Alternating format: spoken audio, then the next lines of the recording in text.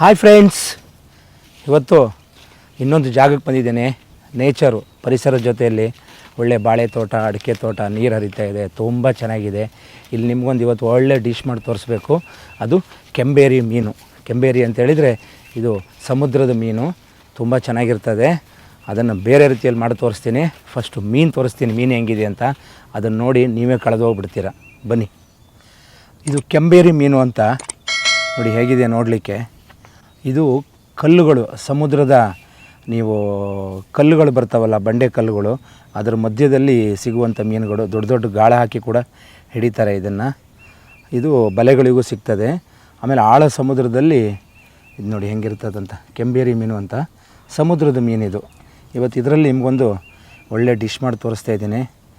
RBK special masala ಹಾಕ್ಬಿಟ್ಟು ನೀಟಾಗಿ ಬಾಳೆ ಎಲೆಯಲ್ಲಿ ಸುತ್ತಿ ನೀವು ತೋರಿಸ್ಬೇಕು. ನೋಡಿ ಕಣ್ಣು ಹೆಂಗಿದೆ ನೋಡಿ,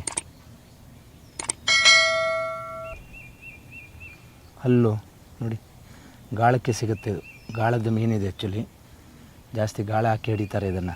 ರಾತ್ರಿ ಎಲ್ಲ ಹೋಗಿ ಗಾಳ ಹಾಕಿ ಹಿಡಿದು ತರ್ತಾರೆ. ಮತ್ತು ಹೊಳೆ ಮಧ್ಯೆ ಮತ್ತು ಸಮುದ್ರ ಮಧ್ಯ ಏನು ಬ್ಯಾಕ್ ವಾಟ್ರು ಅಂತ ಏನು ಕರಿತೀವಿ ನಾವು, ಕೋಸ್ಟಲ್ಲು ಮತ್ತು ಹೊಳೆ ಮಧ್ಯೆ ಇರುತ್ತೆ ಬಂದರುಗಳು, ಅಲ್ಲಿ ಕೂಡ ಇದಿರ್ತದೆ. ನೋಡಿ ಹಿಂಗಿರ್ತದೆ. ಇದು ಕೆಂಬೇರಿ ಮೀನು ಅಂತ ಕರಿತೀವಿ. ಫುಲ್ ಹಿಂಗಿರುತ್ತೆ. ಈಗ ತುಂಬ ದೊಡ್ಡ ದೊಡ್ಡದು ಬರ್ತದೆ ನಿಮಗೆ. ಒಂದೊಂದು 6 ಅಡಿ, 7 ಅಡಿ, 8 ಅಡಿ, 11 ಅಡಿವರೆಗೂ ಈ ಮೀನುಗಳು ಬರ್ತವೆ.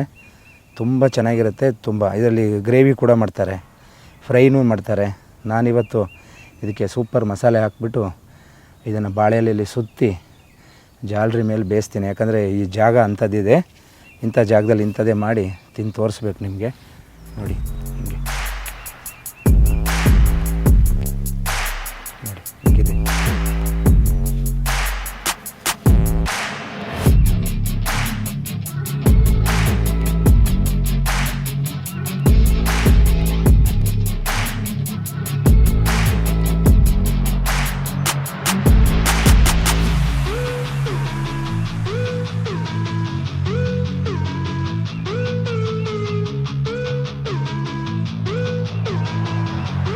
ಬನ್ನಿ, ಮೀನನ್ನು ತೋರಿಸಿದ್ದೀನಿ. ಇವಾಗ ಬೆಂಕಿ ಹಾಕ್ಕೊಂಡಿದ್ದೀನಿ. ಅದಕ್ಕೆ ಇವಾಗ ಮೀನಿಗೆ ಏನೇನು ಮಸಾಲೆಗಳು ಬೇಕೋ ಎಲ್ಲ ರೆಡಿ ಮಾಡ್ಕೊತೀನಿ.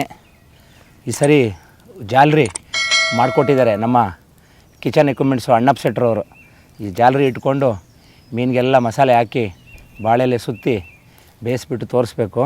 ನೋಡಿ ಎಲ್ಲ ಕೆಂಡ ಹಾಕ್ಕೊಂಡಿದ್ದೀನಿ, ಎಲ್ಲ ಐಟಮ್ಸ್ಗಳು ಇಟ್ಕೊಂಡಿದ್ದೀನಿ. ಈಗ ಏನೇನು ಬೇಕು ಅಂತ ಫಸ್ಟು ಒಂದೊಂದೇ ಐಟಮ್ ಹಾಕ್ಕೊತೀನಿ. ಫಸ್ಟು ನಮ್ಗೆ ಮೀನು ಮಾಡಬೇಕಾದ್ರೆ ಬೇಕಾಗೋದೇ ಯಾವಾಗಲೂ ಹುಣಸೆಹಣ್ಣು, ಹುಳಿ.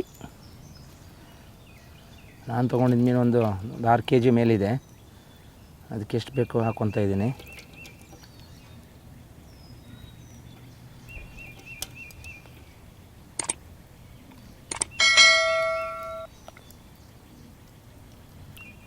ಹುಣಸೆಹಣ್ಣನ್ನು ನೆನೆಸ್ಬಿಟ್ಟು ಯಾವಾಗಲೂ ಈ ಥರ ಗಟ್ಟಿಯಾಗಿರಲಿ, ಆವಾಗ ಚೆನ್ನಾಗಿರುತ್ತೆ. ನೀವು ಮನೆಯಲ್ಲೆಲ್ಲ ಮಾಡ್ಕೊಳ್ಳೋವಾಗ ಎಷ್ಟು ಹಾಕ್ಕೊತೀರೋ ನೋಡ್ಕೊಂಡು ಹಾಕ್ಕೊಳ್ಳಿ.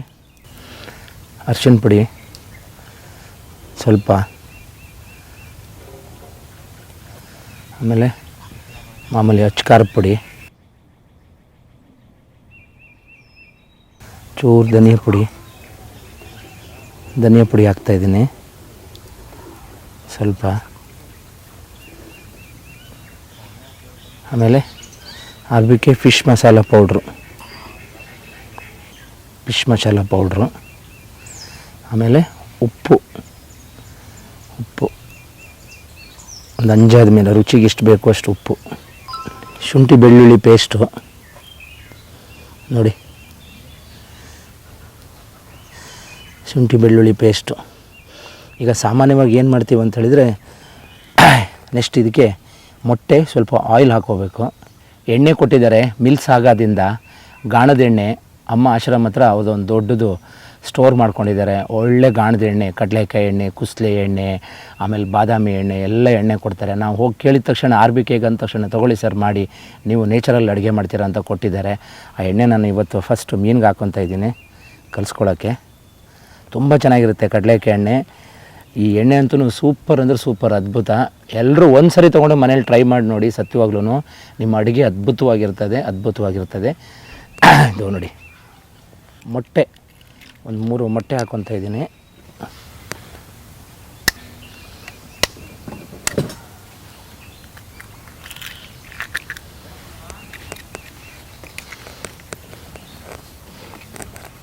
ನೋಡಿ ಹೀಗೆ ನೀಟಾಗಿ ನಿಧಾನವಾಗಿ ಮಿಕ್ಸ್ ಮಾಡ್ಕೋಬೇಕು. ನೋಡಿ 2-3 ಥರ ನಾವು ಮಸಾಲೆಗಳನ್ನು ಮಾಡ್ಕೋಬೋದು. ಅಂದರೆ ನಾವು ಎಲ್ಲೆಲ್ಲಿ ಹೋಗ್ತೀವಿ ಅಲ್ಲಿಗೆ ಸರಿಯಾಗಿ ಅನುಗುಣವಾಗಿ. ಇದು ನಾವು ನಮ್ಮ ಕುಂದಾಪುರ ಕಡೆ ಎಲ್ಲ ಮಾಡುವಾಗ ನಾವು ಹಸಿಮೆಣಸು, ಇದು ಯಾವುದು ಒಣಮೆಣಸು ಮತ್ತು ಇದನ್ನೆಲ್ಲ ಹಾಕಿ ರುಬ್ಬಿಕೊಂಡು ಮಸಾಲೆ ಮಾಡ್ಕೊತೀವಿ. ಕ್ಲೀನಾಗಿ ಮಸಾಲೆ ಈ ಥರ ಗಟ್ಟಿಯಾಗಿ ಇರಬೇಕು. ಹೆಂಗೆ ನಾವು ರುಬ್ಬಿರ್ತೀವೋ ಅದೇ ಥರದಲ್ಲಿ ಇರ್ತದೆ. ಇದು ಹೆಂಗೆ ರುಬ್ಬ ಮಸಾಲೆ ಇರ್ತದಲ್ಲ ಅದೇ ಥರ ಮಿಕ್ಸ್ ಮಾಡ್ಕೊಂಡಿದ್ದೀವಿ.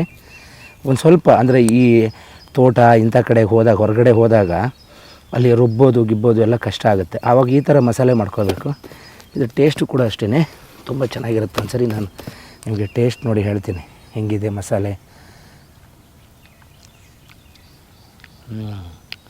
ಉಪ್ಪು, ಹುಳಿ, ಖಾರ, ಶುಂಠಿ ಬೆಳ್ಳುಳ್ಳಿ ಪೇಸ್ಟು ಎಲ್ಲ ಕರೆಕ್ಟಾಗಿದೆ. ಮಸಾಲೆ ಫಸ್ಟ್ ಸರಿ ಇರಬೇಕು, ಆಮೇಲೆ ಅದನ್ನು ಮೀನಿಗೆ ಉದ್ದೋದು. ಸ್ವಲ್ಪ ಎಣ್ಣೆ ಹಾಕ್ಕೊಂಡಿದ್ದೀವಿ. ಈ ನಮ್ಮ ಕಡೆ ಎಲ್ಲ ಕಡಿಯುವಾಗ ನಾವು ಎಣ್ಣೆ ಹಾಕ್ಕೊಳ್ಳೋದಿಲ್ಲ, ಮಾಮೂಲಿ ಹುಣಸೆಹಣ್ಣು, ಮೆಣಸು, ಬೆಳ್ಳುಳ್ಳಿ, ಶುಂಠಿ ಹಾಕ್ಕೊಂಡು ರುಬ್ಕೊತೀವಿ. ಇದನ್ನು ಕಲಿಸ್ಕೊಂಡಿದ್ದೀವಿ ಅಷ್ಟೇ. ನೀವು ಸಣ್ಣ ಮೀನಿದ್ರೂ ಕೂಡ ಮನೇಲಿ ಮಾಡ್ಕೊಬೋದು. ಒಂದು ಮೀನು ತಂದು ಅದನ್ನು ಕೂಡ ಹಂಗೆ ಹಾಕ್ಬಿಟ್ಟು ಬಾಳೆಲೆ ಸುತ್ತಿ ಅದನ್ನು ಕೂಡ ನೀವು ಈ ಥರದ್ದು ಮನೆಯಲ್ಲೇ ಬರುತ್ತಲ್ಲ, ನಿಮಗೆ ಜಾಲರಿ ಸಿಗುತ್ತೆ ಚಿಕ್ಕದು, ಆ ಜಾಲರಿ ಮೇಲೆ ಇಟ್ಕೊಂಡು ಒಬ್ಬರಿದ್ದರೆ ಒಂದು ಅರ್ಧ kg, ಇಬ್ಬರಿದ್ದರೆ 1 kg, ಒಂದು 3 ಜನ ಇದ್ದರೆ 1.5 kg, ಒಂದು 4 ಜನ ಇದ್ದರೆ 2 kg, ಈ ಥರ ಮೀನು ತೊಗೊಬಂದು ಮಾಡ್ಕೋಬೋದು. ಎಲ್ಲರೂ ಈಗ ನೇಚರಿಗೆ ಬರಬೇಕು, ತೋಟನೇ ಹುಡ್ಕೊಂಬರ್ಬೇಕು, ತೋಟದ ಮನೆಯೇ ಬೇಕು ಅಂದರೆ ಕಷ್ಟ.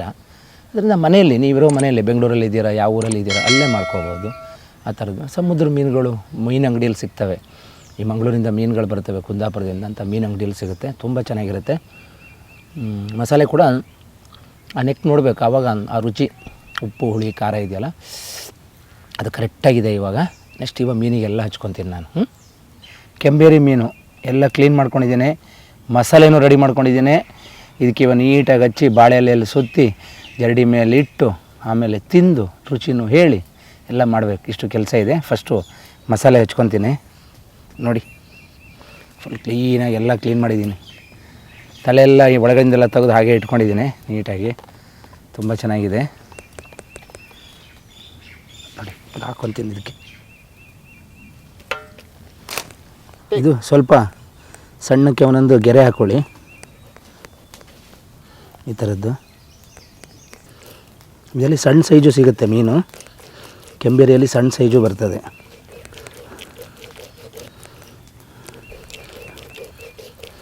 ಇದು ದೊಡ್ಡ ಸೈಜು.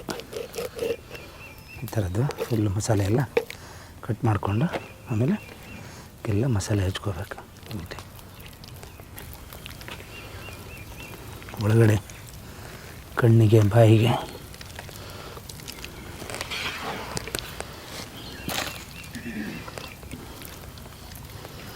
ನೋಡಿ ಹೀಗೆ.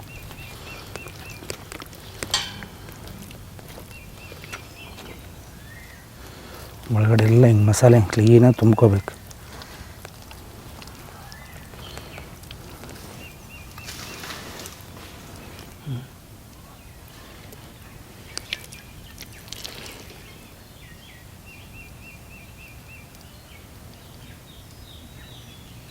ಮಸಾಲೆ ಹಚ್ಕೊಂಡಿದ್ದೀನಿ. ಮಸಾಲೆ ಹಚ್ಕೊಂಡು 1 hour ಆಗಿದೆ. ಈಗ ಇದನ್ನು ಬಾಳೆಲೆಯಲ್ಲಿ ಸುತ್ತಿ ಬೇಯಿಸ್ತೀನಿ. ಸಾಮಾನ್ಯವಾಗಿ ಪೂರ್ವದಲ್ಲಿ ಪಾತ್ರೆಗಳು ಅವೆಲ್ಲ ಬರಬೇಕಿದ್ರೆ ಮೊದಲು ನಮ್ಮ ಪೂರ್ವಜರು ಏನಾದ್ರು ಒಂದು ವಸ್ತು ಇದ್ದರೆ ಅದನ್ನು ತೆಮೆ ಒಳಗಡೆ ಹಾಕಿ ಬೇಯಿಸ್ತಾಯಿದ್ರು. ಅಕ್ಕಿನೂ ಕೂಡ ಮೊದಲು ಕಂಡುಹಿಡಿದಿದ್ದು ಹಾಗೆಯೇ ಬಿದಿರಿನಲ್ಲಿ ಅಕ್ಕಿನ ತುಂಬಿ ಬೇಯಿಸಿ ತಿಂತಾಯಿದ್ರು. ಆವಾಗ ಮೀನು, ತರಕಾರಿ ಏನೇ ಇದ್ದರೂ ಕೂಡ ಬಾಳೆಲೆಯಲ್ಲಿ ಸುತ್ತಿ ಅದೊಂದು ಕೆಂಡನೋ ಬೆಂಕಿ ಹಾಕಿಬಿಟ್ಟು ಅದನ್ನು ತಿಂತಾಯಿದ್ರು. ಆಮೇಲೆ ಬರ್ತಾ ಬರ್ತಾ ಬರ್ತಾ ಬರ್ತಾ ನಾವೇನು ಮಾಡಿದ್ದೀವಿ, ತರಕಾರಿಗಳನ್ನು ಬೇಯಿಸ್ಕೊಂಡು ತಿನ್ನೋಕ್ಕೆ ಸ್ಟಾರ್ಟ್ ಮಾಡಿದ್ದೀವಿ. ಅದನ್ನು ಇವಾಗ ನಾನು ಬಾಳೆಲೆ ಸುತ್ಕೊತೀನಿ. ಇನ್ನೊಂದಿಷ್ಟು ಮಾಹಿತಿ ಹೇಳ್ತೀನಿ ನಿಮಗೆ. ನೋಡಿ ಹೀಗೆ ಬಾಳೆಲೆಯಲ್ಲಿ ಸುತ್ತಿ ಇಡ್ತಾರೆ. ಒಂಚೂರು ಮಸಾಲೆ ಇದೆ, ಮಸಾಲೆ ಇದಕ್ಕೆ ಹಾಕ್ಕೊತೀನಿ ಮೇಲ್ಗಡೆಗೆ. ನಿಮ್ಮ ಸಿಟಿ ಒಳಗಡೆ ಎಲ್ಲ ಬಾಳೆಲೆಗೆ ಏನು ಬರಗಾಲ ಇರೋದಿಲ್ಲ, ತುಂಬ ಚೆನ್ನಾಗಿರುತ್ತೆ. ಗ್ಯಾಸ್ ಸ್ಟವ್ ಮೇಲೆ ಕೂಡ ಈ ಥರ ಸುತ್ಕೋಬೋದು.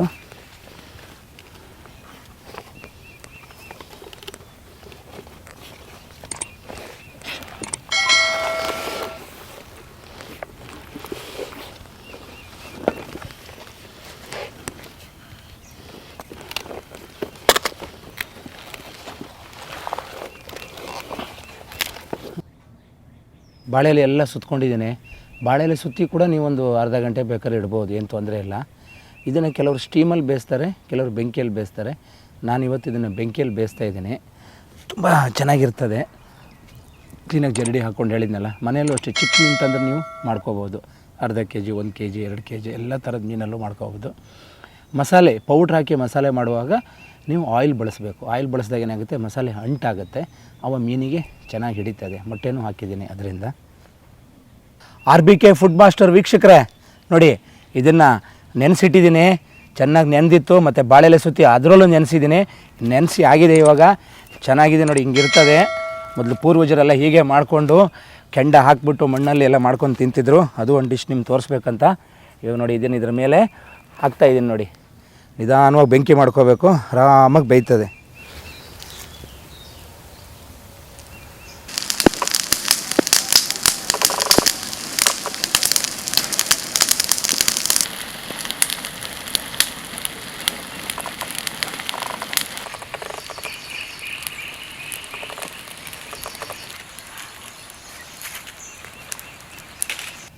ಮೀನನ್ನು ತೆಗೆದು ಬೆಂಕಿಗೆ ಹಾಕಿದೆ, ಬಾಳೆಲೆ ಸುತ್ತಬಿಟ್ಟು ಒಂದೊಂದೇ ಬಾಳೆಲೆ ಸುಟ್ಟು ಹೋಯಿತು.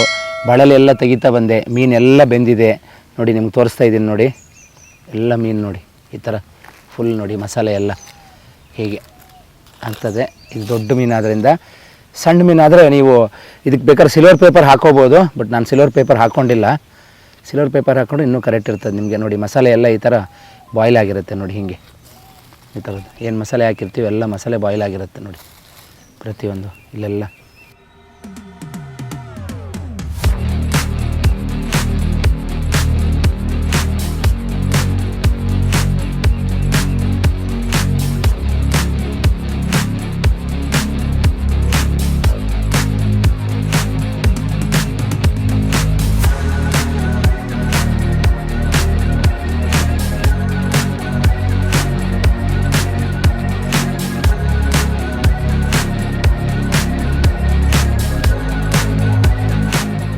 ಹಾಯ್ ಫ್ರೆಂಡ್ಸ್, ಈಗ ಮೀನನ್ನು ಸುಟ್ಟು ಎಲ್ಲ ಬೆಂಕಿ ಹಾಕಿ ಎಲ್ಲ ಮಾಡಿ ರೆಡಿ ಮಾಡಿ ಇಟ್ಕೊಂಡಿದ್ದೀವಿ. ಇವಾಗ ನೋಡಬೇಕಾಗಿದ್ದು ಟೇಸ್ಟು ನೋಡಿ. ಈ ಬಾಳೆಲೆ ಎಲ್ಲ ಇದೆ ನೋಡಿ, ಹೆಂಗೆ ಸುಟ್ಟಿದೆ ನೋಡಿ. ಇದು ಎಲ್ಲ ಮೀನಿಗೆ ಅಂಟ್ಕೊಂಡಿದೆ ಇದು ನೋಡಿ.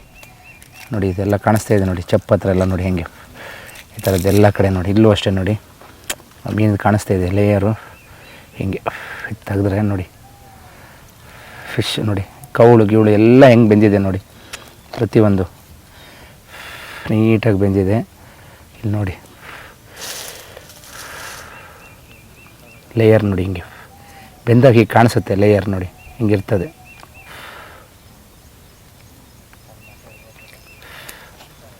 ನೋಡಿ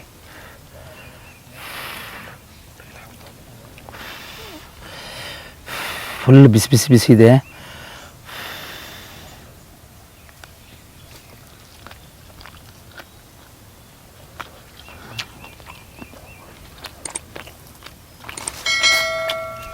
ಅದ್ಭುತದಲ್ಲಿ ಅದ್ಭುತ.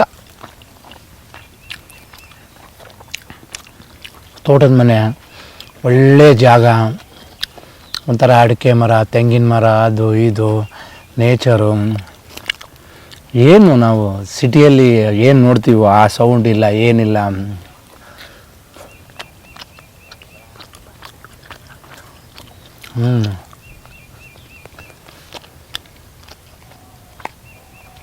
ತುಂಬ ಜನ ಕೇಳ್ತಾರೆ, ಅಷ್ಟಪ್ಪ ಮಾಡ್ಕೊಂಡು ಒಬ್ಬೊಬ್ಬನೇ ತಿಂತೀನಲ್ಲಪ್ಪ ಬಕ್ಕಾಸೋರ್ ಅಂತಾರ ಅಂತ.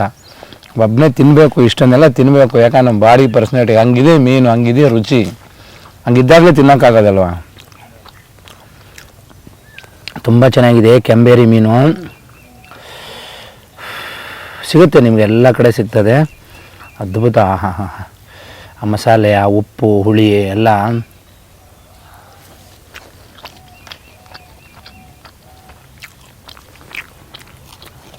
ಆ ಬಾಲ್ದ ಹತ್ರಲ್ಲ ಹೆಂಗೆ ರೋಸ್ಟ್ ಆಗಿದೆ ನೋಡಿ. ಇಲ್ಲಿ ನೋಡಿ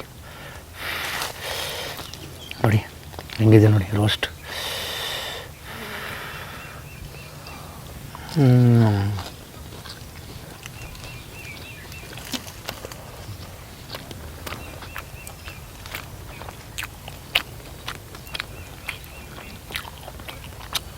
ನಮ್ಮ